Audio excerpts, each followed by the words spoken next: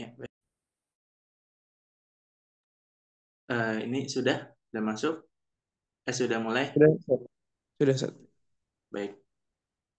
Ya, Bismillahirrahmanirrahim. Alhamdulillahirabbil alamin. Wa bihi nasta'in ala umurid dunya waddin.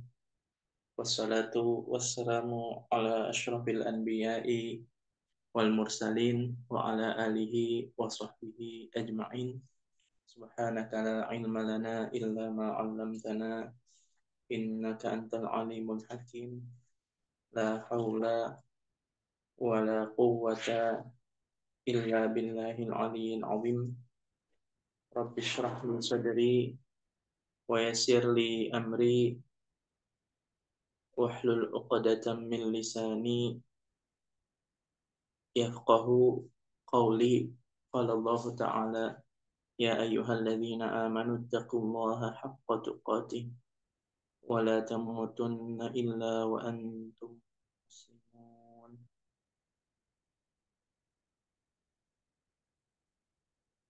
Wa qala Rasulullah sallallahu alaihi wasallam man shalla alayya salatan sallallahu alaihi biha asyra. Ya, alhamdulillah kita bisa berjumpa kembali walaupun secara virtual ya. Insya Allah kita baca bab eh, hajar ya, bab hajar.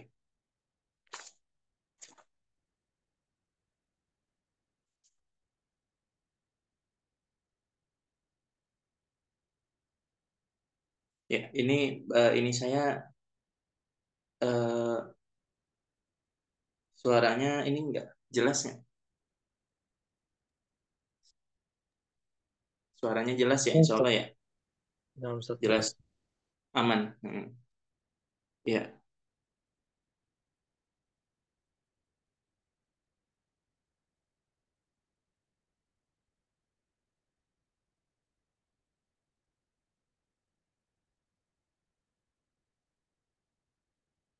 ya,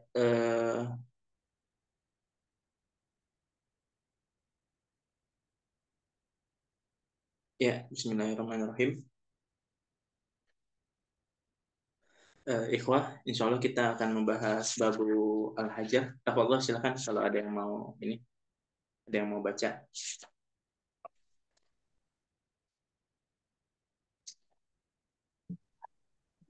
Baik, Ustaz. Mana aja, Ustaz? Andi. Bismillahirrahmanirrahim. Alhamdulillah. Salatu wassalamu ala Rasulillah. Allahumma fir lana wa liwalidina wa limasyayikhina wa lil muslimina ajma'in. Qala al-mu'allif rahimahullahu ta'ala wal hajaru ala sittatin as-sabiyyu wal majnunu was-safihu al-mubaddiru limalihi wal muflisu alladhi irtakabathu ad-duyun wal maridu fima zada ala thuluth wal 'abdu alladhi lam yu'dan lahu fi at-tijarah Ya, وتصرف. ya, cukup dulu ya. Bismillahirrahmanirrahim. Tadi, nah ini namanya al-hajar ya, al-hajar. Nah, hajar ini namanya ya kalau dalam hukum ya, hukum negara ini namanya penyitaan aset ya. Namanya penyitaan aset. Ada yang penyitaan aset, ada yang pembekuan harta ya, murni pembekuan harta ya. Jadi hajar itu kalau di Indonesia kan bisa berartikan penyitaan aset saja atau penyitaan aset dan pembekuan harta ya. Atau apa ya? Ada kalau bahasa yang lebih cocoknya apa ya? Jadi kalau kalau penyitaan aset itu berarti semua barang dia, harta dia yang sudah jadi barang ya, yang sudah jadi barang itu disita, disita, ya disita. Eh, Termasuk kalau ada uang cash, ya, termasuk uang cash. Jadi kalau ada pertanyaan, Jadi barang itu terbagi jadi dua, ada dainun, ada ainun. Ya, ada dainun, ada ainun. Ya, ainun tuh yang hadir, yang ada, yang sudah ada, ainun. Nah, ada namanya dainun. Dainun itu ngutang, ngutang. Jadi misalnya eh, saya misalnya punya hutang di bank, punya hutang di orang. Nah, itu namanya dainun ya. Itu dainun. Nah, ada ainun namanya. Ainun itu apa namanya? Saya ulangi lagi, almal, harta itu terbagi jadi dua. Ada ainun, ada dainunnya. Nah, ainun itu ada yang sifat dainun tadi udah jelasin hutang. Kalau ainun itu yang ada, yang sudah ada di hadapan kita, bendanya ada, bendanya ada. Nah, ainun ini terbagi jadi dua. Ada nakdun, ada arbun ya. Ada arbun, ada nakdun. Nakdun itu uang, arbun itu ain ya, bil ain. Ain itu barang selain uang. Ya, barang selain uang. Nah, jadi eh, penyitaan asetnya. Nah, itu eh, Hajar itu ini mumpung kebetulan ya 2 minggu yang lalu mungkin ya lagi viral ini penyitaan aset ya koruptor ya. Nah, itu namanya Hajar ya, namanya Hajar. Nah, eh, atau pembekuan pembekuan harta secara umum gitu. Pembekuan harta secara umum maksudnya boykot ya, blacklist. Nah, lebih tepatnya blacklist lah. Blacklist transaksi bersama kepada dia. Nah, itu bisa diartikan hajar juga. Jadi mau ngutang pun nggak boleh dia. Jadi utang-utang yang ada pun disita sama dia. Ya, seperti itu. Nah, itu namanya hajar. Nah, hajar ini terbagi jadi dua, teman-teman. Ada yang dia dihajar itu karena kemaslahatan diri dia sendiri. Ya, contohnya apa? Contohnya anak bayi, contohnya anak kecil ya. Kemudian contohnya orang gila, contohnya safi. Safi itu orang yang apa namanya tidak paham, ya tidak pandai, ya tidak pintar mengelola em, menggunakan uang ya, menggunakan harta. Nah, itu namanya safi. Saya ulangi lagi, hajar terbagi jadi dua. Pertama, hajar itu yang dihajar itu 6 orang ya. 3 orang pertama kenapa dihajar? Karena untuk menjaga kemaslahatan diri dia sendiri.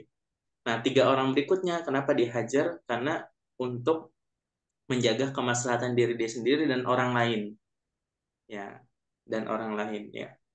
Nah, adapun yang 3 yang pertama yaitu anak kecil, ya, kemudian orang gila sama safi.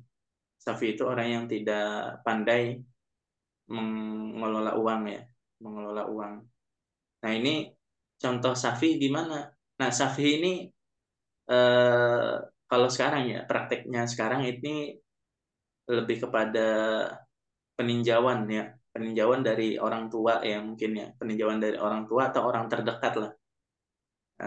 Orang terdua orang orang terdekat atau orang tua. Nah, contohnya gimana kalau Safi ini? Safi itu dia nggak boleh megang duit.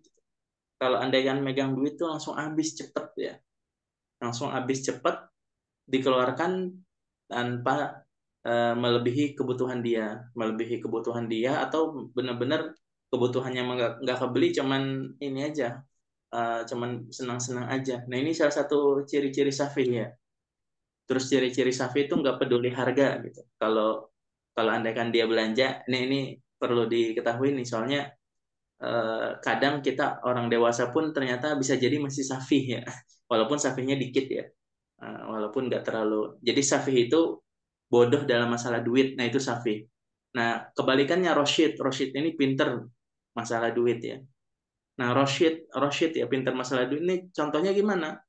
Simpel-simpel aja yang keseharian kita. Contohnya apa? Dia kalau punya uang tuh dihitung ya. Itu dihitung. Ya, ada orang yang punya duit aja simpenannya nggak dihitung sama sekali ya. Ya.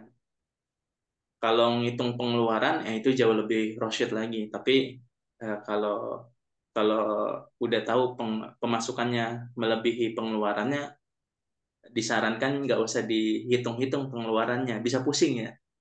Misalnya Ustadz Habib ya, Ustadz Habib ada Ustadz Habib. Hadir Ustaz, hadir. Misalnya Habib, Hadir. ente, misalnya ente udah tahu nih pengeluaran berapa, sama udah tahu pemasukan berapa. Nah ini kaidahnya gini ya. Kalau andaikan pemasukan surplus daripada pengeluaran, nah ini dianjurkan nggak usah hitung-hitung pengeluaran lagi ya. Ya karena ngitungin pengeluaran bikin pusing ya. Maksudnya ngitungin tuh ditranskrip apa namanya Setuju Ustaz. direkap. Wah, pulsa misalnya 15 real sebulan, 70 real, AC segini, listrik segini. Oh, dikumpulin semua, bensin segini, rehabilitas mobil segini gini gini. Oh, pusing ya. Nah, boleh itu namanya observasi ya, observasi observasi buku, ada namanya dalam bab ekonomi observasi buku. Nah, boleh 1 bulan pertama, 2 bulan pertama antum boleh tuh pemasukan berapa, pengeluaran berapa. Kalau udah ketahuan surplus, surplus ya, lebih banyak pemasukan, udah nggak usah dihitung lagi ininya, pemasukannya, pengeluarannya nggak usah dihitung ya. Nah itu ciri-ciri ini, ciri-ciri Roshid ya. Kalau yang nggak Roshid mah oh, bodo amat ya, pemasukan lebih besar kayak gimana, pokoknya dia udah nggak ngitungin uang ya. Nawar ya nggak mau nawar atau nggak peduli sama nawar ya. Terus kalau beli sesuatu ya nggak dihitung, nggak diketahui harganya. Ya, kalau yang tadi saya bilang tuh direkap ya, direkap di apa namanya, di, digabungin gitu, dikalkulasi. Nah kalau dikalkulasi bulanan pusing ya. Tapi kalau pas beli itu, kita beli di Bakola misalnya, beli apa, beli di warung gitu. Nah kalau bisa kita tahu harga per barangnya itu berapa, karena bisa jadi terjadi penipuan atau kelalaian ya, yang kitanya lalai atau yang ngitungnya lalai, seperti itu. Dan itu sering terjadi ya. Nah itu ciri-ciri orang Roshid ya. Ya Rasulullah aja nawar ya, Rasulullah aja nawar ya, Roshid ya. Kemudian ciri-ciri orang Roshid yang paling utama adalah dia yakin dan sadar perbedaan antara primer, sekunder, dan tersier ya. Yakin, benar, sadar ya perbedaan antara primer, sekunder, dan tersier ya. Dia nggak bakalan beli tersier kalau primer dan sekundernya belum terpenuhi ya. Seperti itu, bijak ya, bijak mengeluarkan primer, sekunder, tersier. Nah ini safih ya. Ini adalah definisi safah dan rosyad ya, safih dan rosyid. Nah kalau rosyid, kalau safihnya banget banget, itu dianjurkan bagi orang sekitarnya untuk membekukan, untuk memblacklist, membekukan harta dia, keuangan dia. Jadi udah nggak usah belanja uang, nggak usah transaksi kecuali atas wakilnya. Dan orang seperti ini jangan jadi bendahara. Ya kalau jadi bendahara boncos nanti. Seperti itu. Ya, ya ikhwah ya. Nah, itu eh, itu perbedaan Roshid sama Safih ya. Nah, yang Safih ini jangankan badan keuangan ya, pembukuan dia sendiri, orang lain, diri dia sendiri aja udah susah ya. Nah ini safih ya, safih. Nah kalau yang safihnya banget banget, nah ini boleh dibekukan, diboikot ya. Nah itu tadi apa? Anak kecil, orang gila, safih. Nah ini udah ketahuan ya, orang yang dihajar karena kepentingan diri dia sendiri. Nah sekarang orang yang dihajar karena kepentingan dia dan kepentingan orang lain. Nah siapa ini? 3 orang. Pertama adalah muflis ya. Muflis ini orang yang hutangnya lebih banyak daripada hartanya. Ya, hutangnya lebih banyak daripada hartanya. Ya, banyak ya, banyak. Ya, salah satunya koruptor ya. Ya, koruptor mah udah nggak kebayang sih. Ya, hartanya, gajinya misalnya cuma 50 juta misalnya ya. Gaji 50 juta. Asetnya katakan 10 miliar gitu. Korupsinya 300 triliun ya. Itu mah udah jauh banget. Orang yang kayak gini gaji 50 juta, aset 10 miliar ya, korupsinya 300 triliun. Nah, itu Indonesia ya. Nah, kalau kayak gini bukan muflis lagi ya. bukan muflis lagi, dan bukan hanya dibekukan atau disita asetnya, itu mah kudu dihukum ya, supaya orang lain yang apa yang yang berencana untuk korupsi itu jadi takut ya. Ya seperti itu. Ya hukum mati aja itu udah Islami, udah ditakzir ya. Takzir itu kan boleh hukum mati ya. Korupsi itu kan bukan dikisos atau bukan dipotong tangan ya, tapi ditakzir.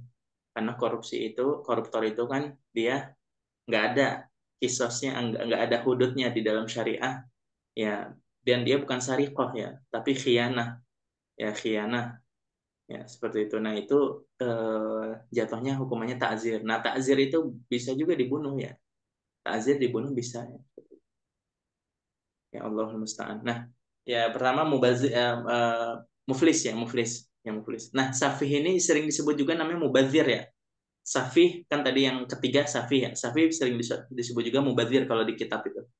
Nah, kita kembali ke muflis. Ini yang keempat ya, atau yang pertama bagian kedua. Bagian kedua yaitu tiga orang yang dihajar karena kepentingan diri dia dan orang lain. Nah, yang pertama adalah muflis.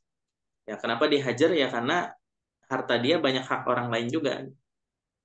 Kemudian eh, orang yang sakit ya, maradul maut ya. Orang yang sakit tapi sakitnya sakit kematian ya. Sakit kematian itu maksudnya sakit parah yang udah nggak bisa diharapkan sembuh lagi ya. Seperti itu. Ya tinggal menunggu hari lah, sakit yang tinggal menunggu waktu lah ya, gagal ginjal, naudzubillah min dzalik ya, seperti itu dan seterusnya ya. HB rendah nggak naik-naik ya, seperti itu. Nah kayak gitu-gitu mah tinggal nunggu DBD akut parah ya, kemudian kanker stadium berapa, 4 ya. Nah itu penyakit-penyakit yang kayak gitu tinggal nunggu waktu. Nah, yang seperti ini, nah itu dihajar ya, dihajar sama agama. Dia nggak boleh menghabiskan hartanya lebih dari sepertiga, ya seperti itu. Nggak boleh menghabiskan harta dia lebih dari sepertiga, ya. Karena kenapa wasiat itu paling besar tuh sepertiga. Jadi ibaratnya ini udah disamakan seperti wasiat. Wasiat itu kan nggak boleh lebih dari sepertiga. Nah, kita lanjutkan itu yang kelima ya, atau yang kedua dari bagian kedua. Nah, yang terakhir yaitu yang dihajar adalah budak ya. Budak itu kenapa dihajar? Dihajar, diboikot, dibekukan, nggak boleh transaksi karena demi kepentingan majikannya. Ya. Karena kalau dia dagang, ya budak nggak boleh dagang kecuali atas izin majikannya. Ya budak juga nggak punya harta ya, andai kan dia dagang tahu-tahu sukses kayak gitu-gitu ya, kan dagang itu kan eh, ini apa namanya, dia jadi berkurang ya layanan kepada majikannya ya, seperti itu. Nah begitu juga istri. Nah tapi istri bukan diboykot ya, bukan dihajar, tapi mirip kayak istri. Jadi budak ini hampir mirip kayak istri, nggak boleh kerja, nggak boleh sibuk yang lain tanpa seizin suami, tanpa seizin majikan. Karena kalau dia bisnis atau sibuk, nanti jadi berkurang apa namanya layanan dia kepada majikan dan suaminya. Nah, oleh karena itu ya, ikhwah, ini saran aja, saran ya, saran. Kalau bagi yang mau nikah ya, ini masih ada beberapa yang belum nikah kayaknya. Nah, salah satu rekomendasi atau kriteria yang yang perlu diprioritaskan, kalau bisa jangan wanita karir ya, jangan yang wanita karir. Nah ya ada sih keutamaannya ya, tapi kekurangannya juga lumayan ya, cukup banyak gitu seperti itu. Nah nanti konsekuensinya banyak lah, konsekuensinya banyak. Nah ini yang cukuplah, nanti kita akan bahas ya, plus minus kalau ada waktu kosong ya, plus minus eh, istri wanita karir ya, istri wanita karir ya, seperti itu. Ya kalau yang sering ngobrol ke Ana sih kebanyakannya mengeluh sih ya, istri dia wanita karir itu kebanyakan ke Ananya sih mengeluh ya. Ya ada sih ininya apa namanya, kelebihannya ya, tapi rata-rata ininya ya. eh, kita lanjut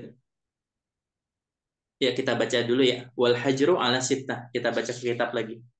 Wal hajru ala sittah, as-sabi wal majnun was-safih. Ini udah Anda jelasin semua ya. Was-safih al-mubadziru limalihi. Nah, Abu Syuja mentafsirkan safih itu mubadzir limalihi, ya boleh-boleh aja sih. Tapi yang penting tadi ya, safih itu udah kita jelaskan ya. Wal muflis. Nah, ini tiga pertama ini dihajar karena kepentingan diri sendiri. Nah, kemudian berikutnya muflis. Muflis tadi udah kita jelaskan ya. Nah, alladzi takabathud ad-duyun. Takabathud duyun maksudnya kebanyakan hutangnya daripada hartanya. Nah, itu harta dianya. Lebih kebanyakan hutang dari ketimbang eh, lebih besar pasak daripada tiang ya. Wal marid. Nah, kalau marid tadi udah dijelasin ya, tapi ala sulus ya. Kalau lebih dari sepertiga. Tapi kalau dia menghabiskan uangnya cuman sedikit-sedikit buat keseharian, orang yang sakit tetap nggak boleh di ini, nggak boleh dilarang ya, seperti itu. Yang dilarang tuh kalau menghabiskan sampai sepertiga kalkulasi hartanya.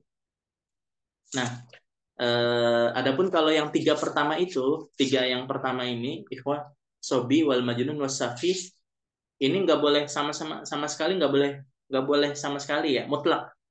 Mau dikit mau kecil itu nggak boleh. Oh, kecuali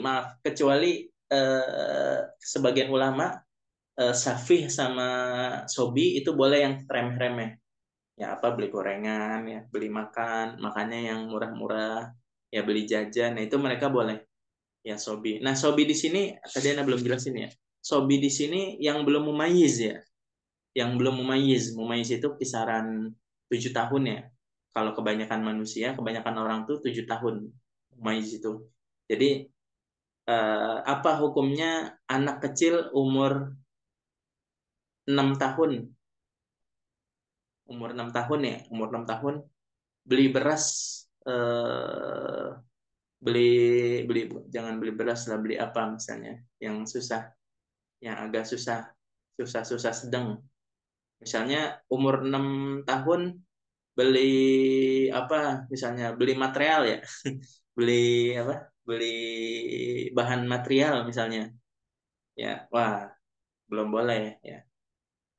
Misalnya umur ini beli beli HP, beli HP udah jelas nggak boleh ya. Nah, kalau umur 5 tahun beli nasi uduk misalnya, boleh nggak? Boleh, sah.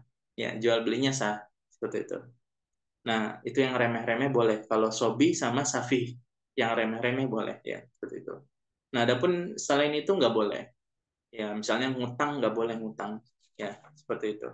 Atau hal-hal jual beli yang nggak remeh, yang agak serius, yang agak mahal, itu nggak boleh. Nah, kita lanjut. Wal abdul ladzi lam yu'dzan lahu fit tijarah. Tadi udah dijelasin ya. Nah, kemudian wa tasarrufus sabi wal majnun wasafi ghairu sahih. Nah, ini disebutin istisnanya di Kutubul Mutawalat ya. Apa namanya? Di kitab-kitab yang panjang dijelasin ininya. Ininya apa namanya, penjelasannya. Nah, adapun muflis, nah ini ada penjelasannya. Kalau muflis ya, khusus yang muflis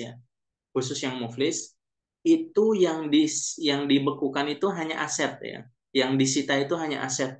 Wa tasarruful muflis tasihu fi dhimmatihi. Nah, itu kalau dia sifatnya ngutang itu sah hukumnya. Ya, hukumnya sah. Misalnya orang yang muflis, dia apa misalnya, beli apa misalnya, beli beli HP misalnya tapi ngutang. Nah, ini nggak apa-apa, sah hukumnya ya, sah hukumnya. Nah, eh, yang muflis ya, yang muflis, tapi barang dia, harta dia yang sudah ada wujudnya, ini nggak boleh diapa-apain ya. Rumah dia, tanah dia nggak boleh dijualin, barang-barang dia, uang kas dia, ya uang kas dia ya, yang cash, nah itu nggak boleh diapa-apain. Tapi kalau dia ngutang lagi itu boleh. Nah, bukan Bukannya kalau orang yang muflis tuh orang yang hutangnya udah banyak ya, lebih banyak daripada asetnya. Kok kalau ngehutang itu malah boleh? Nah, jawabannya ya orang yang muflis butuh butuh hidup juga gitu. Butuh hidup juga. Nah, jadi pilih dua nih, agama milih dua daripada dia menghilangkan yang aset dia yang sudah ada, lebih baik dia ngutang lagi karena kalau dia ngutang itu kan lebih susah. Maksudnya yang di ngutangin juga mikir-mikir gitu. Artinya lebih lebih sempit bagi dia lah. Dia yang jadi nggak terlalu bebas kalau ngutang. Tapi kalau yang aset harta dia yang sudah ada, dia kan bebas dan orang yang dia ajak transaksi juga ya percaya-percaya aja gitu. Mobil dijual ya udah, mobil dijual aman-aman aja. Tapi kalau dia ngutang itu kan lebih sempit ya, lebih tidak bebas. Paham ya, ikhwah ya? Kenapa kalau orang yang muflis itu ngutang mah boleh, tapi transaksi yang melibatkan harta dia yang cash nggak boleh. Nah itu sebabnya. Paham ya, ikhwah? Nah, fi zimmatihi duna tasarrufihi fi a'yani malihi. Nah, itu paham ya? Tasihu fi zimmatihi duna tasarrufihi fi a'yani malihi. Kalau a'yan, harta dia yang a'yan itu boleh-boleh aja sah. Nah, kemudian yang marid tadi udah dijelasin ya. Fima zada ala thuluth mauqufun ala ijazatil warith. Nah, ala ijazatil warasah. Nah, tadi kan tadi sudah saya bilang kalau yang orang yang sakit mau meninggal ya, itu eh, dia nggak boleh bertasarruf lebih dari sepertiga kecuali kalau diizinkan sama semua ahli waris dia. Semua keluarga dia, semua ahli waris dia, dia ngizinin. Ya boleh tasarruf, boleh tasarruf boleh melibatkan atau menghabiskan uangnya walaupun lebih dari sepertiga. Nah itu apa namanya dengan syarat si ininya si warasahnya itu ngizininnya setelah si orang yang sakitnya ini meninggal. Ya misalnya si Amr ini sakitnya sakit cuci kanker stadium 5 misalnya. Nah dia tatkala sakit itu mensedekahkan ya, mensedekahkan hartanya, misalnya mensedekahkan hartanya setengah misalnya, setengah hartanya. Hartanya misalnya 2 miliar ya, dia sedekahkan 1 miliar. Nah, itu kan berarti setengah ya, setengah hartanya. Nah, ini nggak boleh aslinya. Nah, boleh kalau semua ahli warisnya mengizinkan. Ahli warisnya mengizinkan, ya udah nggak apa-apa, sedekah sedekah ke pesantren atau beli tanah wakaf, wakafin tanah ya 1 miliar nggak apa-apa. Semua ahli warisnya bilang nggak apa-apa. Nah, nggak apa-apanya ini mengizinkannya ini lanjut sampai si amernya ini meninggal. Ya, kalau pas amernya ini meninggal, ya ternyata ada sebagian ahli waris bilang nggak jadi dah, nggak jadilah, anak nggak jadi teken, anak nggak jadi setuju. Ya, bapak eh, wakafin 1 miliar. Nah, kalau gini maka nggak sah wakafnya. Ya, jadi eh, pengizinan ya, pengizinan dari semua ahli waris ini berlaku disyaratkan sebelum dan setelah meninggal. Kalau terjadi perubahan pikiran, maka batal hukum wakafnya tersebut. Ya, paham ya, ikhwah ya?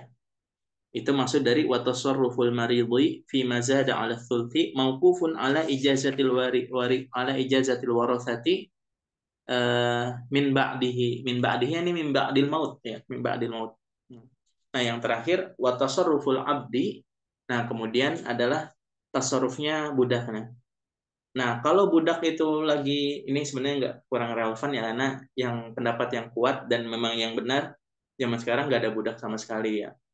Adapun yang di Mauritania kata banyak orang tuh itu bukan budak ya. Bukan budak seperti yang dihukum fikih ya. Walaupun mereka menamakan diri mereka itu atau orang lain menyebut mereka itu budak ya. Nah, eh, itu kalau budak kalau dia tidak izin sama majikannya kemudian dia berjualan ya. Nah, itu jualannya tidak sah. Ya, jualannya tidak bukan bukan tidak sah. Jualannya sah tapi menjadi hutang. Ya, jualannya sah tapi menjadi hutang dan akan dituntut, akan dilunasi setelah dia merdeka. Ya, setelah dia merdeka. Kalau dia nggak merdeka-merdeka sampai meninggal, maka yang dituntut adalah majikannya atau keluarga majikannya. Ya, paham ya? Itu maksud dari watasarruful abdi itu budak yang udah terlanjur tasarruf ya, dan dia katakan punya hutang beli sesuatu atau gimana, nah itu yakunu fi zimmatihi. Nah, jadi hutangnya si budak yujba'u bihi ba'da itqihi, nanti dituntut dilunasi setelah setelah dia merdeka. Ya, seperti itu. Ya, kayaknya cukup dulu ya. Apa mau lanjut kita usul? Apa mau pertanyaan dulu? Silahkan kalau ada yang mau ditanya. Izin bertanya Silahkan kalau Ustadz. ada yang ingin bertanya. Atau Ustaz. Siapa dulu nih? Tadi Anda nggak ngeliat yang mau bertanya siapa dulu? Ana Habib Ustadz. Oh, Habib. Habib. Ya, tadi apa membahas tentang yang perempuan yang seperti budak gitu. Maksudnya dia eh, utamanya itu melayani suami, tidak boleh ada aktivitas yang dilakukan kecuali dia atas izin suaminya gitu. Nah, terkait dengan keuangan, apakah apakah murni kebijakan rumah tangga masing-masing keuangannya keluarga ataukah ada ketentuan dari Islam? Misalkan yang ngelola uang 100% istri atau yang istri hanya dijatah oleh suaminya saja sekian sekian sekian gitu dengan sesuai dengan kebutuhannya gitu. Nah, dari petunjuk apa namanya ulama atau misalkan para ya salaf, apakah ada petunjuk tentang hal tersebut atau tidak? Terima kasih Ustaz. Jazakumullah khair. Ya, jadi kalau dalam Islam ya, kalau dalam Islam bahkan di dalam Al-Qur'an ya, ar-rijalu qawwamuna 'alan nisa bima faddalallahu ba'dahum 'ala ba'dhin wa bima anfaqu min amwalihim. Nah, jadi salah satu kenapa salah satu kenapa si suami itu jadi kepala rumah tangga itu karena dia yang menguasai duit. Nah, ini harus penting nih. Ini murni. Ini anak eh, ini ya sebijak mungkin. Maksudnya eh, teori dan praktek ya. Anak ngegabungin teori sama praktek ya. Jadi ikhwah di lapangan itu ya, eh, dan sebagaimana yang dianjurkan dalam Islam itu suami lah yang memegang uang. Artinya apa? Ya, kalau bisa ya, ini anak sifatnya anjuran aja. Kalau bisa ya, jangan sampai seluruh harta suami itu dikasih istri. Ya, misalnya dia gaji hanya satu dompet doang tuh gajinya. Maksudnya dari satu perusahaan ya, dari satu tempat itu gajinya katakan berapa misalnya 4 juta ya. UMR misalnya Kuningan UMR Jakarta misalnya 5 juta. Itu 5 juta, 5 jutanya dikasih istri misalnya. Dia nggak pegang uang sama sekali. Kalau dia ada keperluan ke istri dan seterusnya. Nah, banyak kasus seperti ini, ikhwah ya, khususnya di Indonesia lah. Kultur orang Indonesia banyak yang seperti ini. Ya, banyaknya anak nggak tahu ya, sekian persennya nggak tahu, tapi banyak. Nah, yang seperti ini, kalau istrinya itu Roshid ya, kalau istrinya ini Roshid, itu ya mending lah. Istrinya Roshid dan sayang kepada suami, dan sayang kepada suaminya. Roshid ini pinter, yang nggak boros, nggak apa, nggak dibelanjain untuk tersier, nggak dipakai buat foya-foya begitu. Ya. Terus dia sayang kepada suaminya, maksudnya sayang kepada suaminya ya, suaminya ngasih apa dicairin tuh uang ya, ya seperti itu. Nah kalau yang seperti ini nggak apa-apa, menurut menurut saya nggak apa-apa ya, seperti ini. Nah yang celaka itu, naudzubillah min dzalik ya. itu suami ngasih gajinya semua ke istri. Dan si suami cuman punya satu kantong aja udah. Satu keran aja itu, satu keran apa namanya? Pemasukan dia itu cuma satu keran itu aja. Itu semuanya kerannya dikuasain sama istri. Istrinya Safih ya, istrinya Safih, nggak pintar mengelola uang dan kurang peka, kurang empati sama suaminya. Ya udah, suaminya jadi kere udah ya. Suaminya jadi kere, tertekan ya. Apa namanya? Dia nggak punya kedaulatan. Ya, dia jadi bukan pemimpin pemimpin keluarga ya. Dia jadi bukan pemimpin keluarga. Jadi gini, presiden ya, kalau bilang ke Menteri Keuangan ya, turunin uang untuk ini, itu presiden, itu Menteri Keuangan harus nurut. Walaupun yang menteri yang megang uang dan Menteri Keuangan yang megang uang, yang ngatur uang itu Menteri Keuangannya, presiden nggak megang uang. Tapi kalau presiden itu nyuruh apapun ya, selama itu nggak yang merugikan ya, apapun selama itu nggak merugikan, maka wajib nurut itu apa namanya bendahara kementerian ya. Ketua kalau udah nyuruh, bendahara harus ngeluarin. Nah, kalau di kasus rumah tangga, katakan bendaharanya istri, suami ketuanya, suaminya nyuruh keluarin ini uang untuk ini, istrinya nggak nurut. Nah, ini berarti ketuanya si suaminya udah nggak berdaulat lagi ya, bukan ketua lagi dia, bukan kepala rumah tangga lagi ya. Penting ya ikhwah ya, insya Allah ini jadi konsultasi keluarga ini ya. Nah, tadi pertanyaannya apa sih? Nah, itu kedaulatan. Nah, jadi kesimpulannya apa? Kalau secara agama itu, ya, secara agama, secara teori ya, hukum asalnya itu, istri itu dikasih duit per hari. Ya, ini susah sih ya. Soalnya dulu kan orang kerjaan tuh biasanya per hari. Nah, tapi tetap di fikih itu, sampai sekarang pun ulama-ulama kontemporer kalau ngebahas bab nafkah itu, ngasih nafkah istri itu per hari. Kalau malamnya si istri itu nurut kepada suami, ya nurut. Soalnya kebanyakan suami itu minta dilayaninya malam-malam ya. Ya, jadi kalau dibikinin teh itu biar ya itu ngelayanin juga, tapi ngelayanin suami yang benar-benar ngelayanin itu yang intinya ya itu malam-malam. Nah, kalau si istri itu nurut melayani suaminya, maka besoknya si suami wajib menafkahi istrinya. Itu kata fikih. Kalau si istri malamnya itu nggak nurut sama suami, maka paginya besoknya si istri nggak wajib dinafkahi sama suami.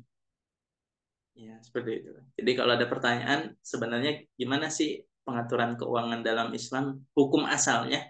Jawabannya yang jadi bendahara itu cowok juga. Ya, jadi cowok juga, apa namanya, eh, tadi ya, apa namanya, dengan ketentuan tadi, istrinya nurut. Nah, tapi kalau kulturnya orang Indonesia ya alhamdulillah nih, istri di sini perempuan agak diuntungi dengan kultur Indonesia ya. Kalau kultur Indonesia kan sebulan dikasih ya, walaupun nggak semua gaji ya. Misalnya sesuai kebutuhan aja. Tadi yang kata pertanyaan Ustadz Habib, kebutuhannya misalnya primer sekundernya itu kebutuhannya sebulan pakai rupiah misalnya 4 juta, ya udah 4 juta. Sisa gaji suami itu dipegang sama suami. Nah, itu sebulan. Mau si istri nurut apa enggak nurut ya, mau berantem atau cekcok apa enggak, itu sebulan ngalir aja itu tetap ya ngalir ya, seperti itu udah aman gitu ibaratnya tuh istri. Nah, ini khusus dalam masalah ini, kultur ini perempuan agak diuntungkan dengan kultur Indonesia ini, paham ya Ustaz Habib? Ada yang mau Paham ditanyakan Ustaz. lagi? Paham Ustaz. Jazakumullah khair. Jelas banget. Itu kuaid baru ya. Kalau gendut kecil-kecil muka. Jazakumullah khair. Iya, seperti itu. Nah, ini apa yang begini-gini kadang ya itulah seperti itu. Tapi perlu diketahui, lagi-lagi perlu diketahui ya, dalam masalah hubungan suami istri itu jangan terlalu banyak menuntut ya, tapi lebih banyak memberi lah. Artinya udah jangan perhitungan lah. ya, tapi ini. Nah, kaidah ini nih kalau bisa dari dua pihak ya, dari istri juga jangan perhitungan, dari suami juga jangan perhitungan. Masing-masing ya pikirkan aja bagaimana bisa dia memaksimalkan semaksimal mungkin memberikan kewajibannya kepada pasangannya. Ya, seperti itu. Tapi kalau ditanya hukum asalnya, peraturan dasar gimana, ya itu yang tadi Anda jelaskan. Ya, ini saking besarnya hak suami itu, suami kalau nggak ngasih nafkah 3 hari aja, itu istri boleh minta cerai ya.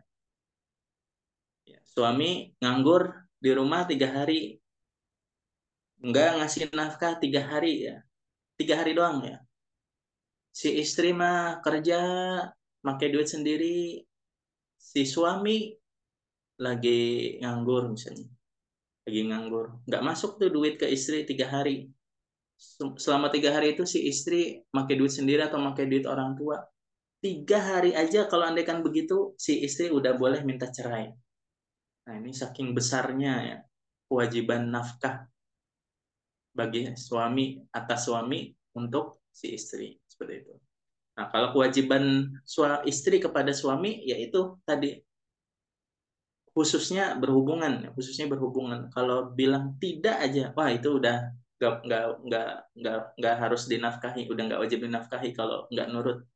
Nah kalau selain bab hubungan gimana, Ustaz? Bikinin teh dong, yang gitu.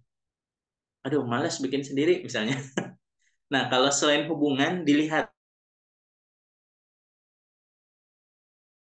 apa? Kalau karena membangkang, ya membangkang. Nah ini juga sama hukumnya nusyuz, dalam bab nikah itu namanya nusyuz. Ya. Ini kasih dong ini beras ya, kasih beras ke emak misalnya, ke emak, ke bapak, maksudnya ke bapak suami ya, dia ngebangkang misalnya, nggak mau seperti itu, nggak mau kenapa, nggak maunya itu benar-benar ngebangkang, bukan karena males atau karena kita kan lebih butuh uang gitu. Lebih ada sopannya, ada argumennya. Kalau ini benar-benar ngebangkang, ya nggak mau gini gini gini.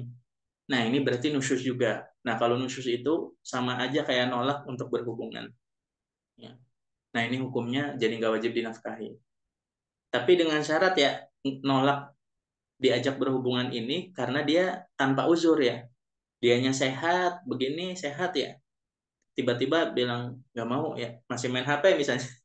Istri misalnya. Nah ini ininya penjelasannya ini banget ya. Generasi zaman now banget ya. Zaman sekarang kebanyakan istri ya, ini nggak semua istri sih. Itu lebih cinta sama HP-nya daripada suaminya. Nah yang kalau yang gini-gini nih, yang no shoes ya seperti itu. Tapi kalau diajak berhubungan, aduh nggak mau ya. Kenapa? Capek ya, seharian kurang sehat, lagi apa namanya, lagi sakit pinggang seperti itu dan seterusnya. Pokoknya karena sakit, nah itu nggak apa-apa, nggak nusus ya. Kalau dia nolak tuh nggak nusus. Ya paham ya. Enggak, silakan kalau ada yang. Jazakumullah khair Ustaz. Barakallahu fiik. Oh, 6 menit lagi udah ya. Silakan ada yang bertanya lagi. Udah ya Ustaz, karena Ustaz boleh Iya, Andi, boleh. melanjutkan tadi Ustaz, seorang istri yang eh, wanita karir ya. Kalau kalau kita menikahi seorang istri yang wanita karir, apakah boleh kita mengurangi nafkah karena kadang pelayanannya kurang juga, apakah boleh mengurangi nafkahnya ke dia, gimana Ustaz? Iya, ini pertanyaan bagus ya. Jawabannya nggak boleh, nggak boleh. Jadi eh, kita nggak boleh mengurangi nafkah kita selama itu primer dan sekunder ya. Perlu diketahui. Yang tersier itu nggak wajib ya. Yang tersier itu nggak wajib. Kita eh, ngajak istri jalan-jalan ke mall misalnya, itu nggak wajib ya. Kita beliin make up istri itu nggak wajib. Itu sunnah, sunnah. Nah, yang wajib tuh ya pulsa sekadarnya, bensin, ya dan seterusnya, seterusnya primer, sekunder lah. Nah itu wajib. itu nggak boleh dikurangin sama sekali, walaupun si istri itu orang wanita terkaya sedunia ya, nggak boleh dikurangin sama sekali. Ya, seperti itu. Jadi gini, ikhwah ya,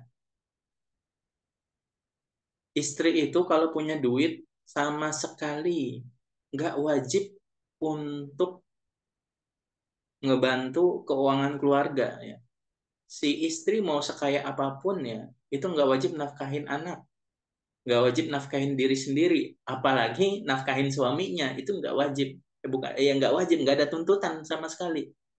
Nah, walaupun sekaya apapun itu perempuan, nggak, walaupun suaminya udah meninggal, ya, ini, masya Allah ya, walaupun suaminya meninggal, ada janda kaya itu nggak wajib nafkahin anaknya, subhanallah ya. Yang wajib nafkahin anaknya siapa? Ke omnya atau ke kakaknya atau ke kakeknya ya, atau ke orang tuanya, orang tua si cowoknya, maksudnya kakek si anak ya, atau om si anak, atau kakaknya si anak kalau ada yang sudah berkiprah. Subhanallah, saking saking Islam memuliakan perempuan ya.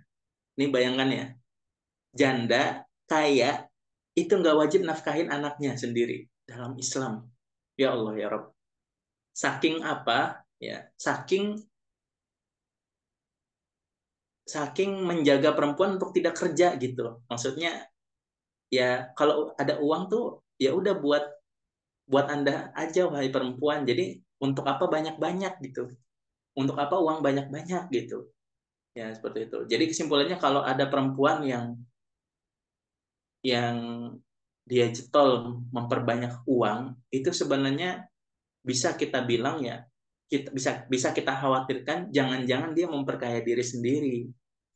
Jadinya masuknya ke egois ya. Masuknya ke egois. Ya seperti itu. Nah, gimana kalau nyatanya patungan? Nyatanya patungan. Jadi si istri ngebantu keuangan keluarga. Nah, itu murni kebaikan istri. Murni kebaikan istri. Istrinya dapat pahala besar. Walaupun yang ngabisin duit dia itu diri dia sendiri ya. Ya misalnya tadi penjelasan yang pertama itu kalau dia niatnya takasur ya. Si perempuan ini niatnya takasur. Takasur tuh memperbanyak harta, memperkaya diri. Nah, ini yang nggak boleh. Nah, ya. Tapi kalau hanya kifayatu nafsiha itu hanya untuk mencukupi dirinya, ngebantu suaminya mencukupi dirinya, bukan takasur ya. Takasurnya udah terlaluan ya. Nah, kalau membantu suaminya untuk mencukupi dirinya, nah itu pahala besar. Ya. Dia kerja, ya mau sebidang dengan suaminya atau tidak sebidang ya. Nah itu dia kerja, tapi dipakai untuk kebutuhan primer dia, sekunder dia, untuk bantu-bantu suami, untuk ngasih istri juga, anak juga. Nah itu pahala besar buat suami, buat istri. Nah, dan kalau si istri itu minta nuntut untuk dibayar, itu maka suami wajib bayar. Bayangkan, ikhwannya. Istri makan bakso misalnya, istri makan bakso pakai duit sendiri. Nah itu dalam fikih itu nota baksonya boleh dikasih ke suami, ah, Mas ya tolong bayarin tadi saya makan bakso pakai duit diri sendiri. Si suami wajib ngebayar itu bakso. Paham ya? Ikhwah ya. Jadi apapun uang istri yang dipakai untuk keperluan diri sendiri, istri atau keluarga, itu semua adalah kebaikan murni kebaikan istri. Dan kalau dia nggak ridho, ya nggak berkenan, maksudnya itu bisa jadi apa namanya? Bisa jadi hutang atas suaminya, ya seperti itu. Paham ya, Ikhwah ya? Ya, jadi kalau tadi pertanyaan si ini nggak boleh dikurangin, nggak boleh ya, tetap di kalau kecuali ngobrol, harus ngobrol, ya harus komunikasi, ya. Dek kan adek kerja, ya. Mas juga kerja misalnya, dan qadarullah Mas kerjanya, uangnya, pemasukannya hanya bisa untuk ini untuk ini. Ya. Kalau bisa adek juga ikut ngebantu gitu untuk kebutuhan adek, untuk nambah-nambah kebutuhan adek atau kebutuhan anak seperti itu. iya nggak apa-apa mas, saya bantu dengan gaji saya. Nah itu berarti boleh, dan itu kebutuhan, memenuhi kebutuhan, itu murni kebaikan dari istri. Nah tapi kalau si suaminya sanggup, udah jangan gitu kalau bisa ya. Kalau suaminya sanggup ngebiayain full, ya udah suaminya ngebiayain full, ya seperti itu. Nah tinggal masalah, nah kalau ini kan mas sudah biayain full hidup hidup ade, kalau bisa ade pertimbangkan untuk mengurangi kerjaannya. Ya, kalau bisa berhenti berhenti supaya fokus anak sama fokus ngurus suami. Nah kayak gitu, seperti itu. Tapi kalau memang tetap, itu juga sama ikhwalnya. Istri itu diizinin kerja, itu juga udah kebaikan suami ya. Ya, ibaratnya seharusnya si istri itu ngurus anak, ngurus suami, malah dia kerja, itu juga murni kebaikan suami atas waktunya, atas pelayanannya yang kurang. Paham ya ikhwal ya? Andai kan suami nggak ngizinin, itu nggak boleh kerja. Seperti itu. Ya paham, paham ya ininya, take and give-nya ya antara suami Paham dan Ustaz, istri. jazakallahu khair, paham. Ya cukup kayaknya, cukup ya, dikit lagi udah ini. Ya, kurang Syukran lebihnya Ustaz. mohon maaf. Afwan. Kurang lebihnya mohon maaf, kita tutup dengan doa kafaratul majlis. Subhanakallahumma wa bihamdika asyhadu an la ilaha illa anta nastaghfiruka wa natubu ilaik. Kurang lebihnya mohon maaf. Assalamualaikum warahmatullahi wabarakatuh. Waalaikumsalam.